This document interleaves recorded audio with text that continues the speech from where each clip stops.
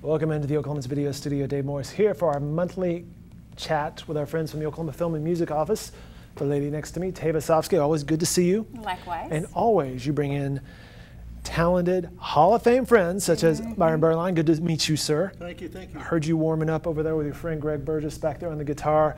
Sound fantastic. Oh, thanks. At the end of this interview, we'll get to hear from those guys, and trust me, the talent is off the charts. Ben Arredondo, Tulsa American Film Festival coming up. He'll tell us about all that as well. Tava, what have you been up to? Well, since I've seen you last, our office actually got to travel to Nashville, Tennessee, and showcase Oklahoma talent.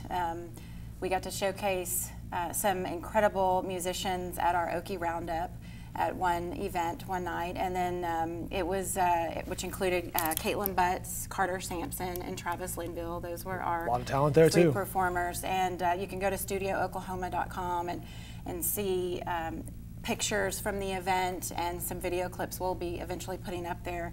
But going to Americana Fest, which is put on by the Americana Music Association, is such a treat because Oklahoma has, I mean, I know everybody knows this, we talk about it all the time, that we've got so much talent, but what we're learning more and more is that the roots are deeper. It's also a lot of people in very high positions, important positions in the music business in Nashville. And so one of our goals this year, and this was our second year going as an office, was to enrich those Okie ties with people in Nashville in really high positions. Just to name a few, we got to meet with Alicia Warwick. She's from Chickasha. She is the executive director of the Nashville chapter of the Recording Academy. That's so the Grammys. She's doing well. She is doing phenomenal, and she really believes in what we're doing here. And I mean, it's already happening here. Our industry is growing, and the talent just keeps rising out of our state. One thing that we are also working on is partnering with people from Oklahoma that maybe did leave. For example, Blake Shelton, and I think I can talk about this because his venue, Old Red, will be opening in Tishomingo. I always try to pull scoops out of you during this segment. Well, that's public knowledge. So the 29th, he's going to be having a private event at Old Red, and then they're kind of bringing in the larger community, and I think people probably from all over are going to be joining us down there on that Saturday, September 30th in Tishomingo. It's a big block party concert, and for him to want to open this venue, and there's some other exciting things I think coming around the corner that our office will have the privilege of working with him and his team on, which is programming Oklahoma music and having some cool events throughout the week. But that is so important to just our overall fabric. You know, like, we can't just say, oh, Blake left and why did he leave? No, look at him. He is coming back and he's giving back. And I think economically for that town and for our state, it's going to be pretty cool. So we got to meet with his people. We got to meet with again with the Recording Academy, and then just another great contact that we met for the first time. His name is Jake Basden, and he is from Oklahoma, and he is an executive at Big Machine Label Group, which is the PR company for Rascal Flatts, which we obviously can take credit for a third of the Rascal Flatts being Joe Don Rooney from Oklahoma, and the Gatlin brothers, and Taylor Swift, a lot of other people that obviously they represent and do PR for. So he loves what is going on in Oklahoma, and so just enriching those ties is really important. So it was a very successful trip, and we couldn't have done it without our partners, our Studio Oklahoma partners. And I'm just going to read them so I don't make sure I don't miss any. But Dunlap Cotting, their law firm on Historic Film Row, they do intellectual property. They have supported our office and so many things with the arts and the community. We were super thrilled that they got to go, and they came with us to a lot of our meetings that we had, because that's what it's all about, as a community going and seeing how we can all kind of work together. Definity, which is oh gosh, I don't even know how to describe them. They do so much. They basically went and helped us interview a lot of these people that we got to meet with, including our artists sitting there in Nashville. And bringing back a lot of good sound bites. So you'll get to see on our website and Good probably stuff. his, you'll get to see a lot of the some of the fruits from our labor. Of course, the Department of Commerce was our returning sponsor this year, and the Garneau Golden Family Fund, the Paramount, the Edge Outfitters provided these cool Okie Roundup T-shirts. You always by come the in way. with swag. And I have one for you in the office too. Very nice. ACM at UCO, our music school here, and Horton Records provided some Oklahoma music that we got to hand out to people. And then lastly, just Rhythm and Roots, which this is a good segue to Bryon, is that we talk a lot about Rhythm and Roots, which is our Oklahoma music trail. And if you go to travelok.com and you search for the music trail, you can go on a journey around the state and learn just about anything and everything you'd want to know about all the wonderful talent, legendary musicians that are nationally recognized, as well as some iconic venues around the state. So we induct a new inductee each month, and so Bryon is our September inductee. And this is just a fun brochure, which you can... It's really well done. Yeah, it's beautiful. So that's our travel promotions department at the Department of Tourism that puts these together for us. And we take these and we give them to everybody that we encounter. But so we are super proud to just put the spotlight on this amazing gentleman with all of his accomplishments and talent. I mean, this is what it's all about right here. So Oklahoma International Bluegrass Festival coming up October 5th through the 7th. But back to Bryon here. Oklahoma Music Hall of Fame, National Fiddlers Hall of Fame. Mm-hmm. Congratulations on your career, sir. Well, thank you very much. Mm-hmm. You know, Tava mentioned she's bringing in a musical guest this month. I didn't realize. It's like, oh, wow. Yeah. Going big time. He's a 4-time Grammy nominated artist as well. I mean, we don't have a whole lot of those in the state, right? Yeah, Vince Gill, he won a few. Which you mentioned he was in your band old for a while. buddy of mine, yes. But a lot of great musicians in Oklahoma. Mm-hmm. You know, I mean, it goes way back, you know, from, I know Bob Wills from Texas, but he lived in Oklahoma for a long time, and people like that. I mean, the list goes on and on and on. What got you started in music? Well, my father was a fiddle player. I was raised in a family that was musical.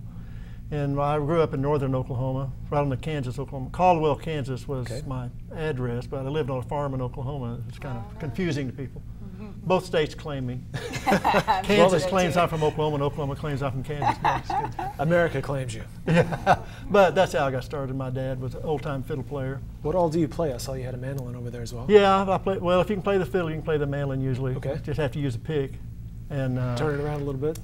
But yeah, right. But anyway, it's back to answer your question. I learned from my dad, and then I got more interested in bluegrass music. See, bluegrass is not that old. It started back in the 40s, actually.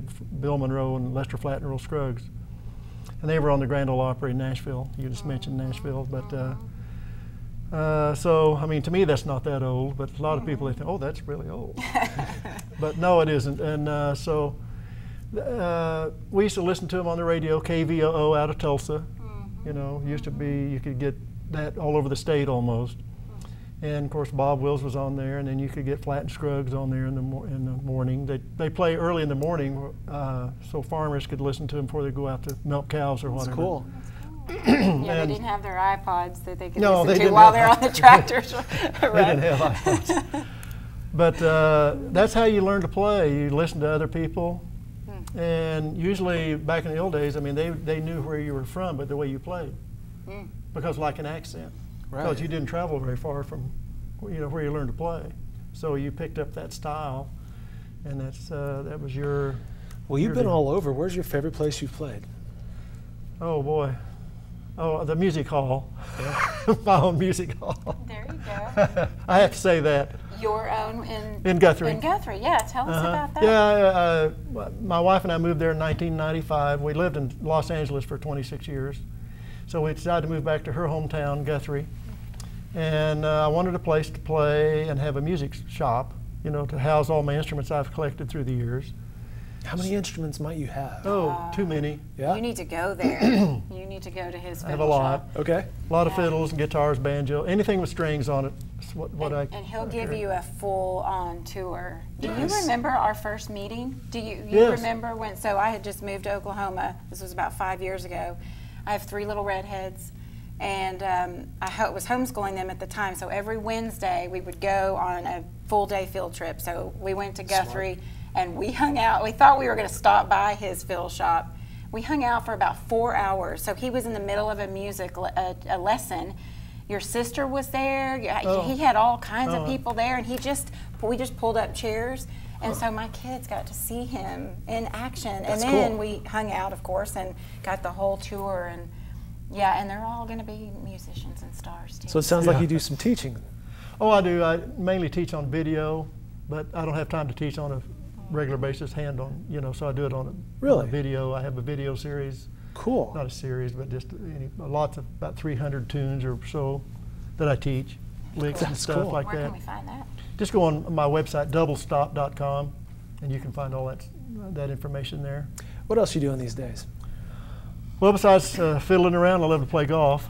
Okay. And people say, when are you going to retire? And I said, what do you want me to give up, fiddling or golf? It's a hard decision. Right, exactly. So I love what I'm doing, and I'll never retire as far as I'm, I don't know what that word means. Good for you. Yeah, well, you sound fantastic. I mean, when you love to do something, why quit Why it? stop? Yeah. That's what life should be about, right? Right. Find out what you love to do. I feel like I've been on vacation for about 50 years. That's awesome. Well, again, the Oklahoma International Bluegrass Festival will be at the Cottonwood Flats Recreational Area. That is in Guthrie, coming up October 5th through the 7th. Good stuff right there. Sitting right next to you, though, let's bring in Ben Arredondo. The Tulsa American Film Festival is also coming up in October, the 11th through the 15th. How are you, sir? I'm good, thanks. Thanks for having me here. Tava, what's the connection here? Well, Since you're always bringing your friends. Sure. So this is the 3rd annual Tulsa American Film Festival, and Ben's the executive director of the festival, and he's got a great team that he has assembled. But he reached out to us early on in year 1, and as he was diligently looking for community partners statewide, there was absolutely no reason that we wouldn't want to support what he's doing in Tulsa. He is very interesting, and I'll let him share a little bit of his background. But interestingly enough, he is a Texas boy, but he lives in New York. And so you say, well, why are you doing what you're doing? And so I really want to hear. All I hear from your peers and people that get to work with you on a more regular basis is, I don't know if anybody has it quite figured out, but they just say he is passionate about film in Tulsa and growing that industry. And I know you've got a lot of local support there, which is fabulous. Yep. So I don't know what else it is. I don't know what it is, but tell it, enlighten us. So what's the story, man? Well, I guess I'll start just on how I started at the festival. I honestly had no intention of starting a film festival in Tulsa when I first came to visit. I came to visit to help a buddy of mine with his online business. It was November 2014. He happened to live right next door to the Circle Cinema, which is the only art house cinema in Tulsa. Has a great history to it. It's a beautiful theater. They do great stuff. And so I kind of fell in love with that. I'd been running a small international short film festival in New York. I've been in New York for 20 years. I've worked from media to publishing, mobile media, theater, film. Changed a lot in 20 years. My resume, people don't know what to do with my resume because it's all over the place.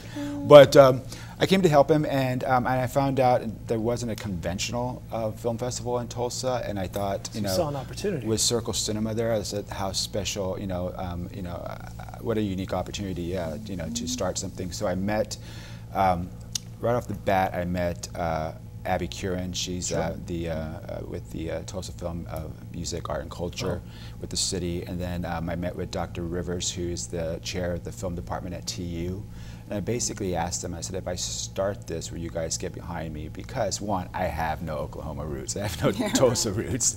And I just needed to, some support. And right off the bat, put a small team together. And we started pitching to local institutions to kind of get some support from the community. And you gotta have it. Right off the bat, we had Tava jumped on really early on, and in her office, the Woody Guthrie Center partnered with us. The Gilcrease Museum partnered with us. And Abby's office and TU. So we had these really solid Tulsa institutions, understanding what our vision was and saying, yes, this the city needs this. And so we were able to kick off that first year, and people, seem to have responded. We're going into our third year now, and our attendance has more than doubled, and we have 5 days, and we'll be screening over 50 films over 5 days.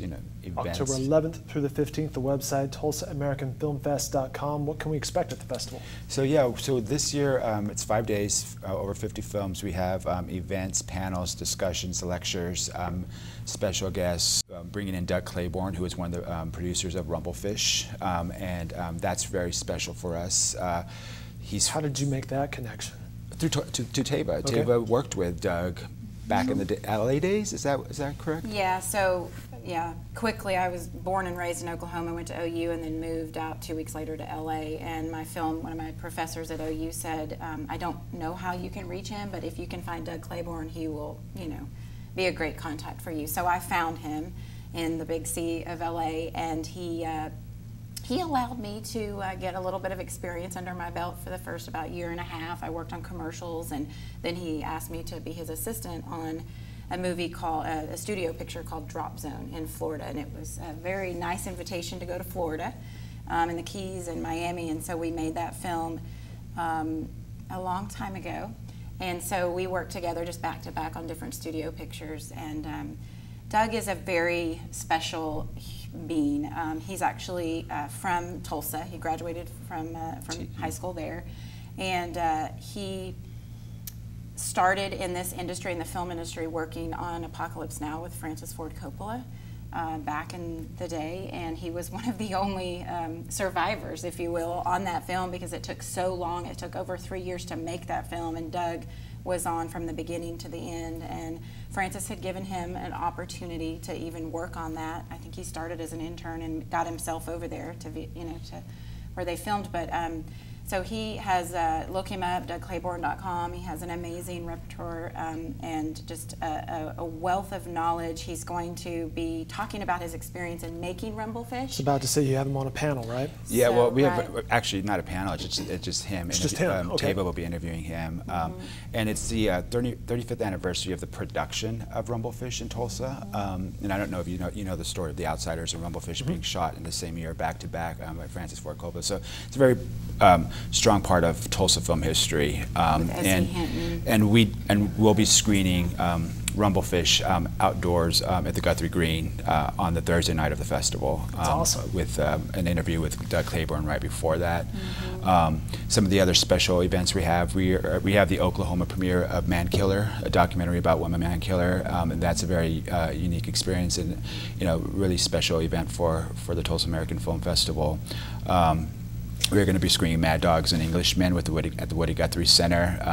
That features Leon Russell, and that's again part of Tulsa history. So our program with the Tulsa American Film Festival is, we showcase American-made films, independent features, documentaries, all genres, but we also focus on Oklahoma filmmakers. We try to highlight, the people in our backyard who are producing and working. We have a student program that's statewide, high school and college students. We have a classic film program that's Oklahoma-centric in nature, so we show classic films. And then, we have a very strong Native American program. Most of it's screened at the Gilcrease Museum, but we have it on kind of also, mixed with our program at the Circle Cinema. Yeah, it's a very interesting. I think we've definitely identified ourselves and made a niche for ourselves. We're right. When I started the festival, I purposely put American in the name of it because I think we're right in the middle of America. I recently just taken a trip where I went to all 50 states in one trip, and I really saw our country, and I really wanted to do something very Americana, and this just fit the model. And when I came to Tulsa, all the wheels were turning in my head, and it's like this is our identity. This is what the festival is going to be about. Again, the Tulsa American Film Festival coming up October 11th through the 15th. That website, TulsaAmericanFilmFest.com. I'm going to wrap this up here real fast. Teva, one other thing we haven't mentioned, which will be a good segue into Byron Berline playing us out, is Fiddles and Kyle Dillingham. Yes. We just saw him off last Monday, September 11th. We popped up out front of the Department of Commerce and Tourism, and he and his band, the Horseshoe Road, did a phenomenal just performance there in front of the building, and it was a beautiful day. And we really just wanted to celebrate their talents and sort of, you know, bless them and see them off on their journey to China to represent not only Oklahoma but the country, but the U.S. They were visiting, I don't have all the names of the different places, but they were visiting like Edmond's sister city in China, and really just touring to showcase Oklahoma talent. So it was a pretty cool. Best of luck to those guys. We'll have to have them in studio for a recap. Yes. Once they come back. Absolutely. While he's getting set up, or if I can too, I just wanted to shout out with what's going on with our film rebate program, right sure. now. So obviously we've got the wonderful film rebate program, which helps incentivize filmmakers to film in Oklahoma. So if you go to our website, okfilmmusic.org, you can see the current list of projects. But we've got 4 that are in prep, like official pre-production right now, that are going to be filming in October and a little bit moving into November, and then 2 more in November and December to finish out before Christmas, and we already have a couple in the queue for early 2018. Cool. One of those is kind of a unique, you know, we long-term, well, short-term and long-term, we're really also trying to secure a television series here.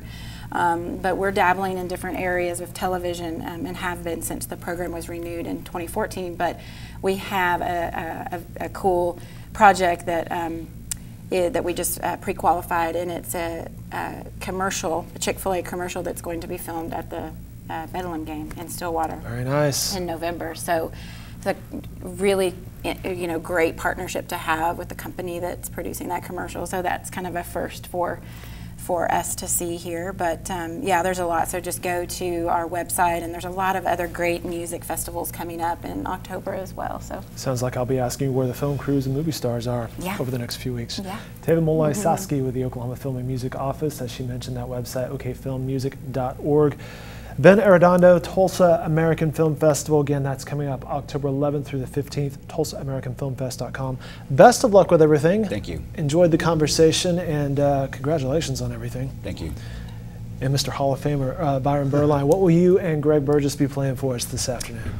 Well, we'll probably play an old-time fiddle tune, kind of bluegrassy, swingy, little tune called Sally Gooden. Some Sally Gooden. Play a little of it. Won't play all of it because we don't have all day. The Oklahoma International Bluegrass Festival, October 5th through the 7th, the Cottonwood Flats Recreation Area in Guthrie. You can learn more about that online as well. Guys and lady, thanks so much for the conversation. Enjoyed it. thank you, David. And we'll stop down real always. fast and hear from Byron Berline.